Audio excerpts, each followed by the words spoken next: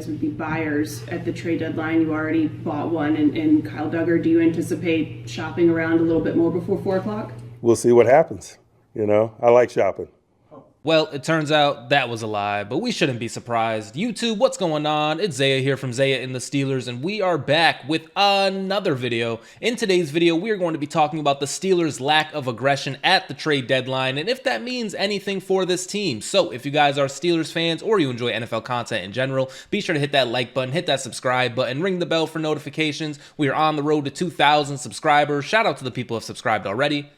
And shout out to the future subscribers, man. So obviously the trade deadline has come and gone, and the Pittsburgh Steelers practically did nothing. Now, I don't want to take away too much from Kyle Duggar and newly signed Marquez Valdes-Scantling, but the Jakobi Meyers, Rashid Shaheed, Jalen Waddle, Chris Olave, those moves ended up not happening. And as I mentioned in the intro, should we really be surprised? Honestly, if you've been watching this team, I would say no. You guys probably all saw this coming. However, with us talking about the wide receiver 2 position for what it feels like 20 years now, and all of the rumors specifically around Jakobi Meyers, I thought that that was going to be a trade that we ended up making, but it turns out Jacksonville wanted him a little bit more, and that's no surprise given their injury situation right now going on with Travis Hunter. I also think Brian Thomas Jr. is a little bit hurt, which is also somebody that maybe we were going to trade for, but I think his value was a little bit too high. I thought we were going to get Jakobi Meyers, but the 4th and 6th round pick that the Jacksonville Jaguars ended up paying for him, I guess was a little bit too much to us. And then when we look up other wide receivers, I heard Jalen Waddle flat out it was going to be a 1st round pick. Deebo Samuel was another person that was named, and quite frankly, I'm over Deebo Samuel and any 49ers receiver, and I know Deebo is on Washington now, but I'm so tired of Deebo Samuel and Brandon Ayuk, really. I'm tired of talking about them. Past them, though, of course, I didn't think, we were going to give up a 1st or a 2nd round pick for a wide receiver, nor did I really necessarily think we even needed to. Now, getting a Jalen Waddle for sure is like a really big upgrade or whatever, but this upcoming draft, especially it's the fact that it's going to be in Pittsburgh, we're really good at drafting receivers when we try to do it. I figured we were going to kind of stay put with our high round picks, but the 4th round pick, that is where a lot of people are kind of talking about, man, that's pretty much nothing. And while I agree with that sentiment of a 4th round pick isn't necessarily the most, when we look at our past, couple of drafts here, our 4th round pick has been pretty good recently. But however, if we, look back maybe 5 to 10 years, like we haven't really used our 4th round pick for anybody of note. I'll be honest, it's hard for me to really be on here crying that we didn't get Jakobi Meyers, right? And same thing with Shaheed. Like, these are wide receivers that because of our situation, we were hyping up as the Steelers, we need another wide receiver. Man, Jakobi Meyers is like that. He's nice. And he very well, could be pretty good. But truthfully, I'm not losing sleep over not getting Jakobi Meyers. What I am going to be losing sleep about, though, is the fact that other teams are really, really aggressive when this time comes around. For example, the Colts, who are 7-1, now 7-2 because they just lost to the big Pittsburgh Steelers. They went out and they traded for cornerback Sauce Gardner from the Jets. Also, the Jets, they had a whole fire sale going on. They traded him. They traded Quinnen Williams. They traded a lot of their players because, they're pretty bad and they're pretty much tanking at this point. But I would just love if one day the Steelers could be a team that were really buyers at the trade deadline.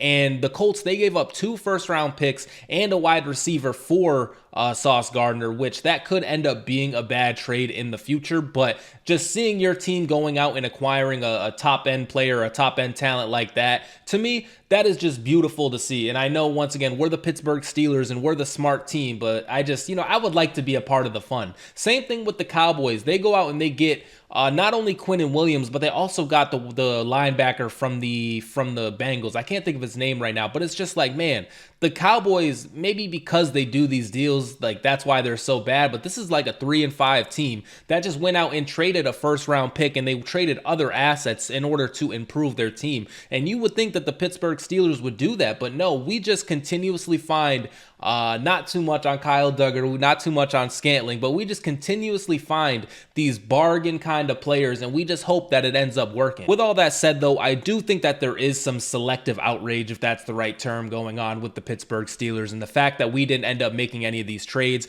Once again, Jakobi Meyers and Rashid Shaheed were really the only deals that were realistic of happening. If we were going to pull a Marvin Harrison Jr., out of the hat, then obviously, you go out and you do that deal. But realistically, it was only going to be Jacoby and Rashid Shaheed. And the fact that we didn't get them, I just don't think that that means that, Mike Tomlin stinks and Omar Khan stinks. I really don't think you can judge them, especially with how good Omar Khan has been at drafting. And we have a multitude of draft picks. We've had back-to-back or maybe even 3 straight draft classes where I feel really positive about the players. And so the fact that we didn't give up any assets, and we did add a wide receiver in MVS, and we did add a Kyle Duggar for what it's worth, I don't think we need to necessarily, start looking for new GMs over this trade deadline situation. Now, this pretty much leaves us in the situation of are the players that we have on the team currently, are they going to be good enough weapons in order to propel this team for a deep playoff run?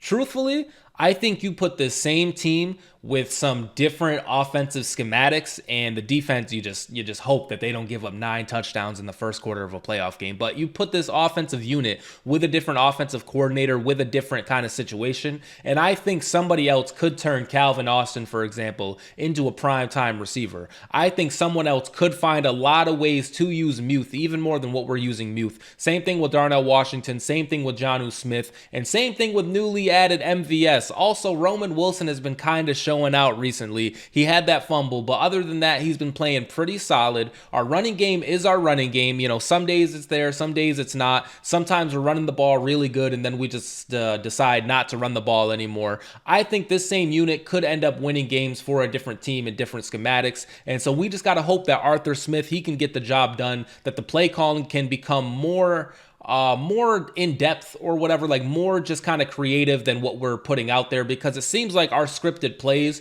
we're scripting the entire game, and it's really, we're just cycling through the same 5 Ask Madden plays, and so we just got to hope that we can learn to use these plays differently. And that's another reason why I'm not like torn up about, not going out and getting another wide receiver or another offensive weapon, is because right now, what have we shown that's like, tangible evidence that we're going to use these weapons like in a good manner? Like why would Jalen Waddle do any better than Calvin Austin does when really we're just running bubble screens all day? But all right, with all that said, I think that is going to do it for me for this video. I just kind of wanted to get on here and talk about our moves, or I guess our lack thereof moves. I still think we're going to be a pretty solid team. I'm excited to continue watching this team. I think we have a good offensive unit. Of course, I would have loved for us to make a splash play, but I just don't think that we really felt that the players available were worth it. And so I'm going to ride with the team. I'm going to always ride with the Pittsburgh Steelers. When they're right, when they're wrong, I'm going to ride with the team. And that's just what Steelers fans do.